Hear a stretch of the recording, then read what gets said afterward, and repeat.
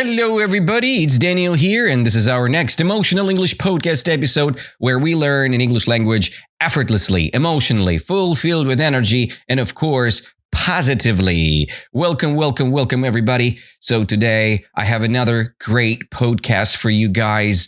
We're going to talk about 8 genius tips for waking up early. It's a very big, important topic for our lifetime, right? So we need to wake up early for different purposes. First of all, it's a purpose of productivity. If you want to be more productive in your life, if you want to be productive with your business, if you want to be productive with your English, we need to wake up early. We need to do a little bit more work with our time management, right? So, and there are some tips which I found on the website herzing.edu education, right? Herzing.edu. This is the Herzing University website, and they offer us the girl. Her name is Sofia Sikorski. She's offering 8 genius tips for waking up early, and she's saying that waking up early boasts positive health benefits, including better concentration, long-lasting energy, and much more. And she's ready to share with us these beautiful tips. And you know what? There is a beautiful word here, boast, right? What does it mean, boast? It's kind of sharing, right? Or when you're boasting, you mean something, right? It's like bragging, but in this context, it's more about meaning, right? Waking up early means a lot of positive health benefits, right? It shares or it has a lot of great pluses or positives, right? And these positives are better concentration, a lot of energy, long-lasting energy. It's not like a coffee. Long-lasting energy, it's like you're not drinking coffee. You're just have the energy from the beginning of the day until the end of the day, and much more. So that's the topic for today. This is more like a real English topic, right? So when we discuss something realistic, something which we can use right away, something practical English story. And we have 8 tips, and let's see what this girl is sharing to us. I've never read this topic before from her, but I really want to say a couple things about this topic because I love to wake up early because it really boosts my energy. It really makes me more productive. And I'm trying to follow this route. And if you remember about our micromanagement, about our micro steps which we do for improving our life. So this is one of them. You can use some micro habiting and improve your life drastically. I mean, a lot. You can improve your life a lot by micro steps, micro habiting. So let's start from the first tip. And the first tip is pretty simple. We need to set an earlier bedtime. When you setting something, you installing it as a rule, right? For example, you can set your alarm clock. You can set a goal. You can set something what is very important for you, right? So when you set an earlier bedtime, you're establishing the new time when you go to bed. For example, there are some situations in my life when I had been playing Minecraft for a while. I've been playing Minecraft, and then I realizing that, oh my God, it's already 12 a.m. I should have gone to bed much more earlier, but I haven't done it. And I hadn't done it. And that was a big trouble, right?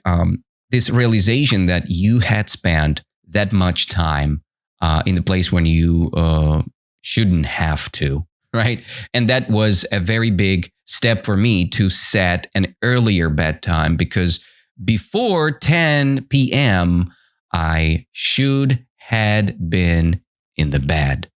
That's a new good rule for you guys. You just should have established something important, you should have established something very important, like a rule or step when you go to bed earlier, okay? So that's the recommendation. We should establish the better timing and set an earlier bedtime. So what she's saying, what she means by that, training your body to fall asleep earlier may help you rise earlier each morning. Most adults should aim to get between 7 and 9 hours of sleep each night. Anything less than that can cause you to struggle with waking up early.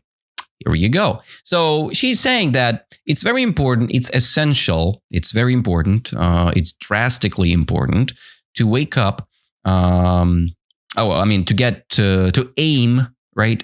We should aim, we should program, we should set at least 7-9 hours of sleep each night. We're all different, right? But 7 hours is very essential.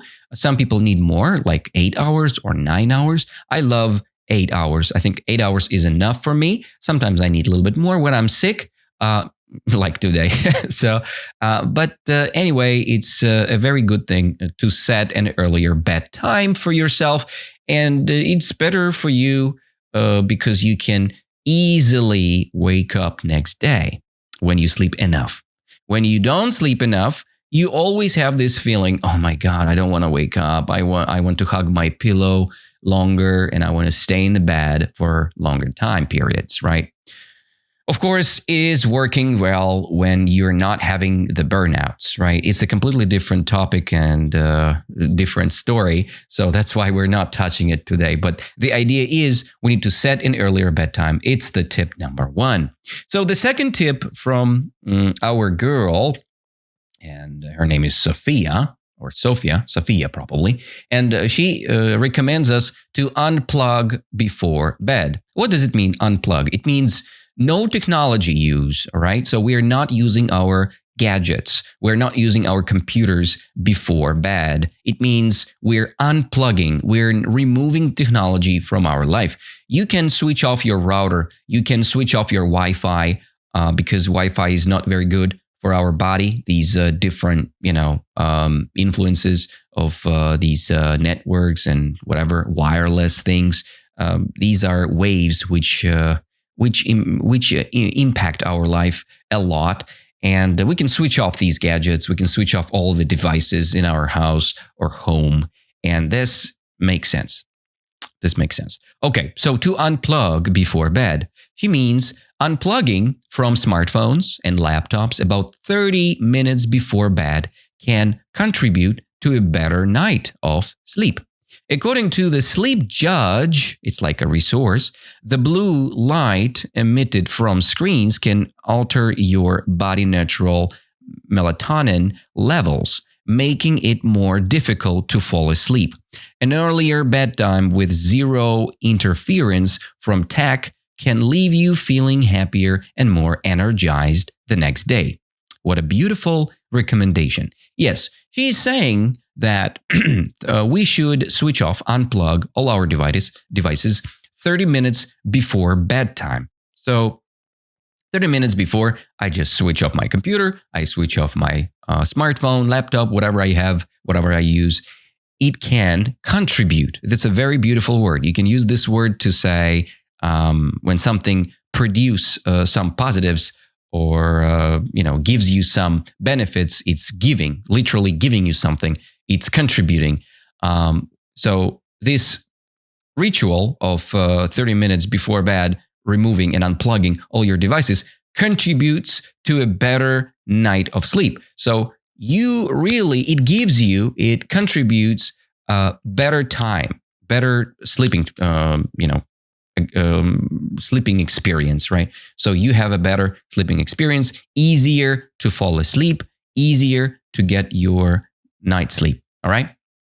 According to this resource, the Sleep Judge, she's saying that the blue light emitted from screens can alter your body neutral melatonin levels. So in this case, alter, it means change of production, right? Change, altering.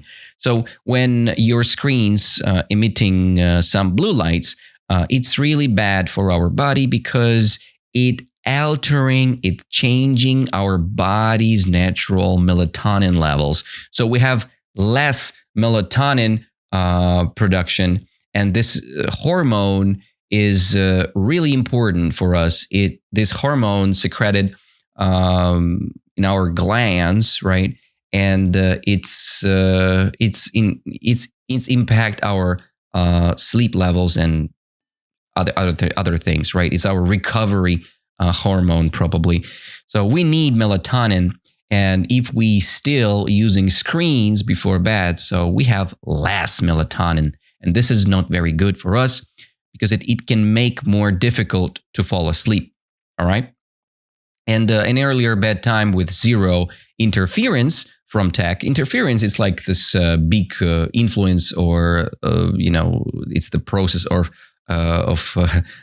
interfering, right? It's just when something makes your life harder. It's an interference, right? For example, the weather has a big interference when you're doing sport outside, right? If it's freezing and if it's very cold outside, you're not ready for running because the interference of the weather is very, very high. You don't like this. You don't want to see this interference because this interference makes your sport activity useless, right? Because it's dangerous to run when it's icy on the road, right? And you can fall very, very easily. This is not good. This is not healthy. So it's a big interference of our weather. Another how you can use the word interference is this signals, right? When you have different radio signals, sometimes these radio signals doesn't work. Why? Because there are some interference happening, right? Some gadgets, they can block the signals, right? And this is the interference. A radio interference, it's like these special machines or gadgets which Army uses to block the signal of different drone signals, right? They create the interference and these drones doesn't work properly, okay? I hope you got this idea of this word. When something interfere into your local area or whatever, it makes your life harder, all right? With an interference of something, something goes wrong. You need to understand that. It's like a new, how can I describe it to you in a cool way? All right, it's like different, how you call them? Like different gaps and, like muddy road, and you have different, there is a word about this. Come on. It's like, 1 second. I just need to find this one. I want to be more, more clear, right? Yeah. So obstacles, of course. It's like an obstacle for you, right? This interference is like an obstacle. It creates obstacles for you, all right? That's the main idea. Okay, that was the section number 2. We discussed the interference. And next is avoid late night snacking.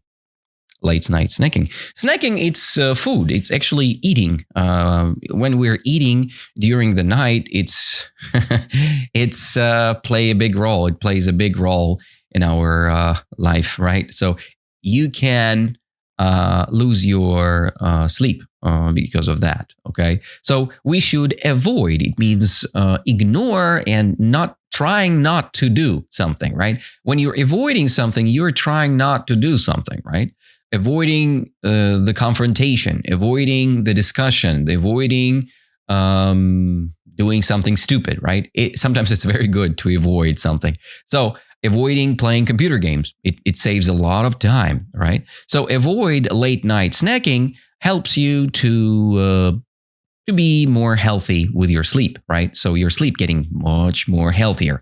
So avoid late night snacking. What Sophia is saying, she's saying, while some studies have shown that snacking close to bedtime can help dull any hunger pains that may appear overnight, others have shown that it can cause less enjoyable symptoms such as acid reflux.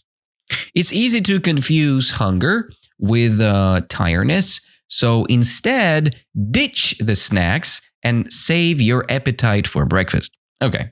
There are 2 points of view here, she's saying.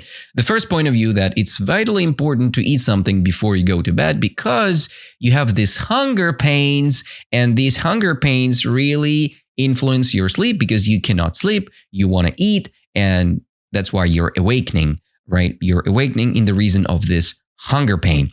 But another point of view here have shown that it can cause less enjoyable symptoms such as acid reflux. All right. This is not very good.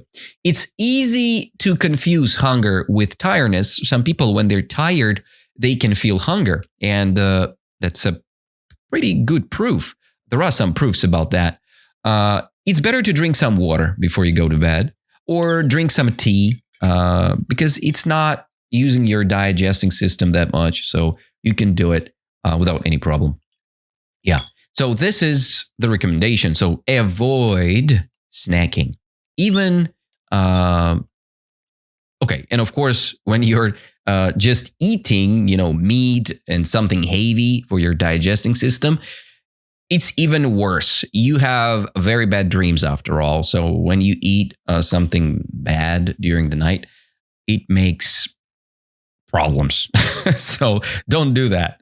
Don't do that. Okay. Number 4 is avoid sugary energy drinks and coffee. Obviously, during the night, it's very important to not follow sugary energy drinks and coffee. Because coffee and energy drinks contains a lot of caffeine, and caffeine blocks your sleeping procedures, right? So you don't want to block your sleep. You want to keep it with you. So energy drinks and coffee may give you the extra boost. You need to study or do something else. But ingesting, it means consuming and having large amount of sugar or caffeine before bed can make it more challenging to fall asleep. Challenging, it means very, very hard. When something is challenging, it means it's not simple. So what makes more challenging for us, it's more challenging to fall asleep and stay asleep. It's the same as stay asleep. It means it's the same as sleeping. When you're sleeping, you stay asleep. When you're not sleeping, you are awake. So when you use this before the word and it's connected with the word, it means that you have a specific feelings. For example, when you stay asleep, you are sleeping. When you stay awake, you are awakening. Okay? Or awaken. So the next one is important part. It's better to avoid caffeine, right? Because it blocks our sleep and it's not what we need. Sugars, the same thing. It's very addictive and it makes your blood going pretty fast. And when the sugar goes to your blood, it's not very good. So the next part, limiting consumption of sugary sodas, energy drinks, and coffee has been proven to produce healthier sleeping habits. Try switching to water or tea before bed to keep yourself hydrated. I disagree with the tea statement because it's better to use a specific type of tea like herbal tea or green tea, probably the best solution in this case. But avoid black tea because sometimes it contains even more caffeine and it plays the same role. So do not use a lot of black tea before bed because you want to keep yourself hydrated and you don't want to run to your bathroom every single time after your drink, right? So, and I hate this when you really want to wake up and you need to go to the bathroom just to pee and, remove all the water you got inside of your bladder. Bladder, it's like a place where your organs contains and, keep all this water before it goes out through peeing process. Hope I described it correctly and nicely and understandably. So let's go deeper. Recommendation number 5 is to silence your phone. Okay, that's pretty simple. I think we don't need to concentrate on it too much. Of course, we need to remove all the voices, all the sounds, right? We need to put our phone into the special mode. It's called D&D mode, do not disturb mode. I use it pretty often. And I like how this system of Apple, they have this special mode when you just sleep. So while you're sleeping, nobody can call you, nobody can send you and disturb you somehow. So this is the best solution. Just silence your phone and put it somewhere very, very far from you, because you can be disturbed just to check something or order something or watch something. Do not do this. So just try to avoid and silence your phone. That's good. What this girl is saying, turn off your phone's ringer or activate do not disturb. Oh, like I said, cool. Do not disturb mode before bed. Notifications can wake you in the middle of the night and tempt you to check your phone. Tempt, it's like stimulates you, right? Yeah. You want to check your phone right away. It's tempting. Very tempting to check. So, which will disturb your sleep cycle, right? When, this in the middle of the night, the phone tempt you to check itself, which will disrupting, it means disturbing your sleep cycle and makes it useless, okay? That text message or funny meme will still be there in the morning. Yeah, we should remember that. So do yourself a favor and completely disconnect before bed. This thing is not very usable for me because I like to use my phone before to bed. I love to listen to different meditations, guided meditations, or it's called sleeping meditations while you're just listening, and then it's just switching off and you continuing your sleep. It works like a story, like a little fairy tale. Many kids, they love to listen different fairy tales before they go to sleep, before they fall asleep. And I am that kid. So I love to listen to something useful, something which makes my life better, and something beautiful, just makes me happy, and I fall asleep much more faster. 6, recommendation number 6, avoid all nighters. Avoid all-nighters. I have no idea what this nighter is. All-nighters, right? Let's see what it means because I have no idea. So avoid all-nighters. Skipping a night's sleep to finish an assignment is not a wise choice. Not only can it lead to exhaustion the next morning, lack of sleep can also inhibit your body's ability to function properly. According to Vice, it's like a resource, a recent study reported that someone who goes a night without sleep will often end up with a cognitive impairment of an individual who drank to the legal limit. This proves just how important sleep is to our bodies. If you have a big deadline approaching, avoid procrastinating so you won't have to pull an all-nighter to finish your work. Now it makes sense. All-nighter, it means the night before go to bed. You will quickly realize the lack of sleep is not worth it. Yeah, the lack of sleep is not worth it. You can realize that very quickly. True. And you see, there is a research by according to Vice, right? That study reported that somebody who goes a night without a sleep will often end up with the cognitive impairment. So this is a big problem, right? So this, you really don't want that, right? So the importance of sleep is vital, is very important. So that's why just go to bed and do not procrastinate, because we have these all-nighters in the reason of our procrastination. We just, postpone moving things to the next day. And then we have to finish this, right? We have to finish these projects before we go to bed or before our important date. So this procrastination creates these all-nighters, and we don't want that. Here you go. All-nighters, it's the nights without sleep. We don't need this. When you work all night, okay? Other words.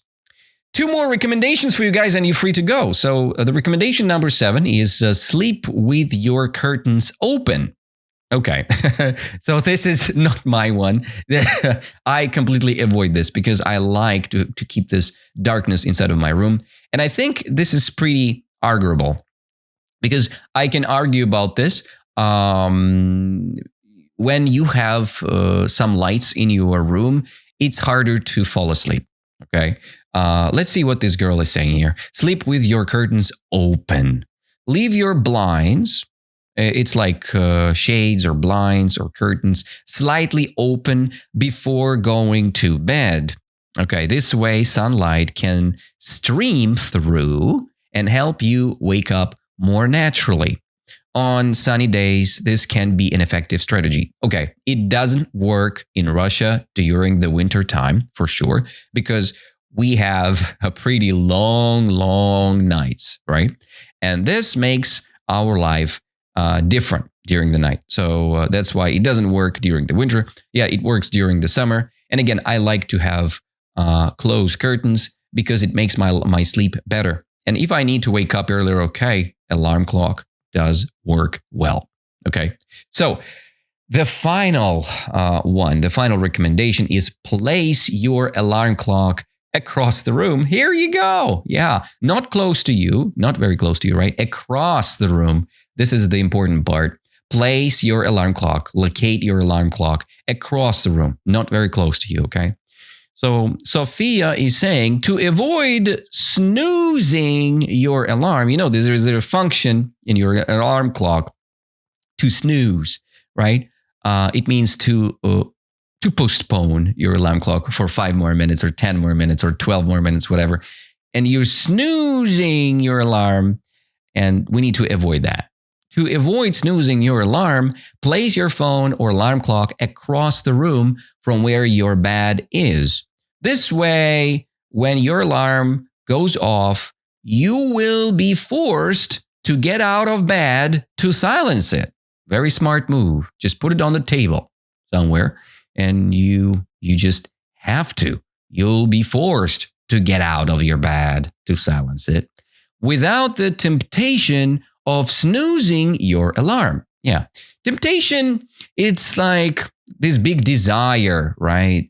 Desire to do something. And we do have this temptation of snoozing our alarm every single time because we want to hug our pillow for a little bit longer.